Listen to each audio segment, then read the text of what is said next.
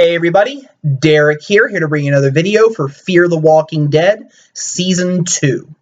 And what this video is going to be doing is predicting what I think will happen with Travis in the upcoming second season. If you are not caught up with Fear the Walking Dead's first season and you do not want to be spoiled in any way, then I would exit the video now and come back later, because otherwise you will be spoiled. Okay.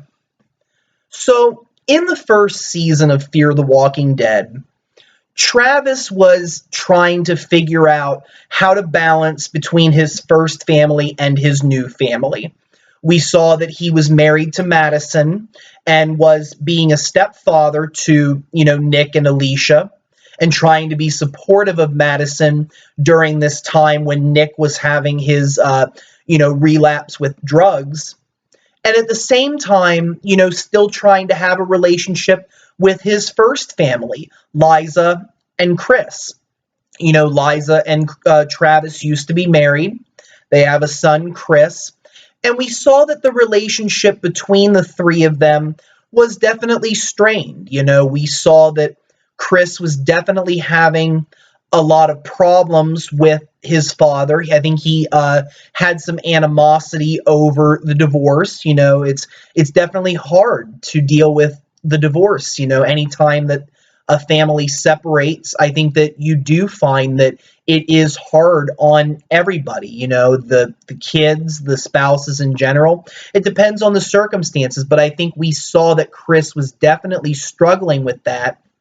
And of course, Travis goes and he ends up getting his son and Liza. They meet up with the Salazars and they end up all meeting at Madison's house. And from there, what we notice is that Travis is really, in the first season, the moral compass of the show. He really is that character who really has faith that humanity can, bounce back from this. And this is just one of those things that happens, and that they're going to be okay, that things are going to become better once the military deals with the situation. And we see Travis really focusing a lot on helping out the military, being, this middleman of, helping them out with small things and maybe being like an ambassador, a representative of the community. And we also see that Travis wants to avoid, doing things that might hurt their humanity or might affect them later. Like when Madison wanted to kill Walker Susan, the neighbor that was the Walker. He talked Madison out of doing that. And that was really just because they didn't know what this was. There was still doubt in their minds about whether this virus was going to kill them, or whether it could be cured, or whether it was incurable. They didn't know, and Travis really didn't want to cause people to engage in killing walkers, because you just didn't know who these people were anymore. Were they walkers? Were they people? We know better, but at that point, they didn't, and it's definitely understandable. And we see that carry on into the 5th episode when he couldn't kill that one walker in that store. Travis, I think, really just hopes, maybe unrealistically, maybe realistically, that things are going to get better. And when we move into the end of the 4th episode and the beginning of the 5th episode, we see that Nick and Griselda are taken, Nick really against his will, and Liza ends up going with them. And Travis tries to use the sensible approach to, get them back, tries to use his military connections to get down to the base and bring them back. But that plan goes south. And of course, we know that Madison and Daniel Salazar used a different approach by torturing Adams, that one soldier that was seeing Ophelia at the time. And when Travis comes back and he finds out what's going on, he's just absolutely flabbergasted. He just can't believe that they would do something like this. And what we end up seeing is, when we move into the season finale, Travis decides to let Adams go. He doesn't want to see anybody get killed. He thinks, well, I'm just going to let this guy go, and that's that. We're not going to see him again. We've gotten what we needed to get from him, and we're going to go save our family. And they do. And of course, at the end of the episode, we see that it turns out that Adams did not go away. He ends up coming back, and he tries to, kill several people in the group. We see Adams pointing the gun at different people, blaming Salazar for, torturing him. Obviously, he's upset about that. And he ends up shooting Ophelia. And Travis, as a result, ends up running over and beating him probably to death or near death. We don't really know whether Adams did die, but he beats him very severely. And, I think that Travis definitely felt some guilt about that decision, because if he didn't, if he wouldn't have let Adams go when he did, maybe Adams wouldn't have come back and shot Ophelia. And, who knows, he might have hurt somebody else. And when the group ends up going back to Strand's mansion, things get even worse for Travis. We find that his ex-wife, Liza, has been bitten by a walker, and she asked Madison if she would shoot and kill Liza to prevent her from coming back as a walker, and Madison could not bring herself to do it. Travis goes outside, sees the situation, and he ends up doing it himself and kills his ex-wife who was bitten. And at the very end of the episode, we see him really struggling with that. Obviously, he's going to be upset about it. He breaks down in tears. Madison is there for him. I mean, it's definitely a very upsetting experience for him. And I think that Travis is definitely at this point one of the most unpredictable characters. We don't really know what is going to happen with him now that all of this has happened. Because we saw him, again, being the moral compass in season 1, but is he still going to be that character moving into season 2? I have my doubts. I think that he is definitely going to be somewhat changed by his experiences, and he's going to be less trusting of people, less faithful, to this idea that the world is going to go back to the way it was. I think he's embracing this new world and realizing that he has to adapt. Now, will he end up being like Daniel Salazar? I'm not sure. I don't think he's going to go that far. I don't think he's going to be absolutely sadistic or, enter into villain territory. I may be wrong about that.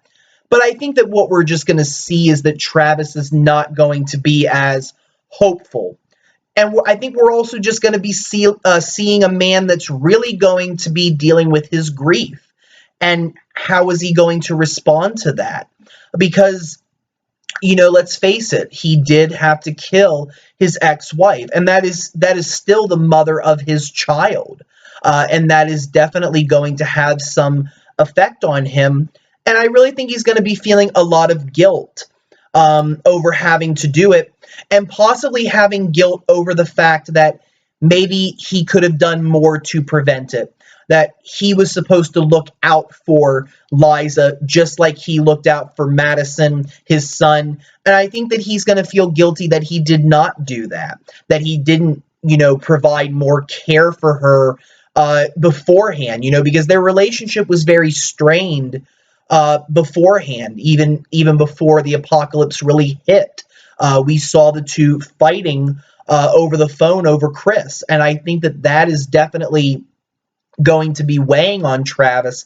And I think that one of the worst things that's going to be happening is his relationship with Chris. I think it's going to get a lot worse before it gets a lot better. As we saw in season 1, Travis and Chris had a strained relationship as well. I think that Chris definitely felt some anger over the divorce, and that's understandable. He didn't want to go see his father when it was his visitation weekend. He didn't answer his father's phone calls when he was down at the riot. We, see the two frequently having clashes over different things. We see that Chris does not, appear very friendly towards Madison when Travis and Madison were talking about, plans to get Nick and Liza back. Chris was very rude towards Madison, did not want to talk to her, and Travis was, trying to deal with the situation, but, didn't really tend to his son's needs, and really hasn't dealt with his son a lot. We've seen that most of the time, I think that Travis doesn't know how to deal with the situation, so he just, avoids it. He doesn't really pay as much attention to his son as he should. And the trailer shows Chris at one point punching his father in the face on the yacht. And I think that that is a sign that their relationship is really going to be tense. I think that Chris is definitely going to be harboring some anger towards his father for letting Liza die. That's his mother. I think that Chris is going to be very angry. He's going to be like, you know what, Dad, if you never would have left, if you never would have went and married Madison, if you wouldn't have left us, we could have survived together. We could have pulled together. We would never have been in this situation, and Mom would be alive thanks to you. And I think that in many respects, Travis somewhat feels that. I think he does. And I think that's really going to project on his relationship with Madison. I think there is going to be somewhat of a little bit of tension there. A lot of things unsaid, a lot of things that are really going to, that are going to harbor inside of Travis. And I think it's going to come out in some way and really cause some friction there. We also see Travis, not being as helpful towards people like he was before. And we see this in one of the scenes when the boat full of people passes by the yacht, and Alicia tells Travis, we should go and help them. And Travis says, we can't even take care of our own people. We can't be taking care of them. And I think that this is a sign that really Travis is going to start to learn from his mistakes as he sees them. I think that he sees regret in not doing more, by putting his faith in the military, by not embracing this new world, by just ignoring everything, and by being, quote unquote, the good man. I think that when you see that end episode title, of season 1, I think that this idea of being the good man has consequences, and we saw those consequences play out for Travis. And I think when we come to season 2, we are not going to see as much of a moral compass, a humane kind of man who would be willing to help anybody. I think he's going to really be looking out for his family, trying to make things work and trying to get over his grief. But I think he's going to be a lot more realistic about the situation of the world. And we're going to see him definitely embrace more of this apocalypse and become more of a survivor. I really think that's going to be the case for him. So with that, I'm going to bring this video to a close. I want to thank all of you for watching. If you have any questions or comments, don't be afraid to leave them. Feel free to subscribe. I do have more videos coming. And if you have any suggestions for future videos that you would like to see, don't be afraid to suggest them. Have a very wonderful evening, and thank you very much for watching.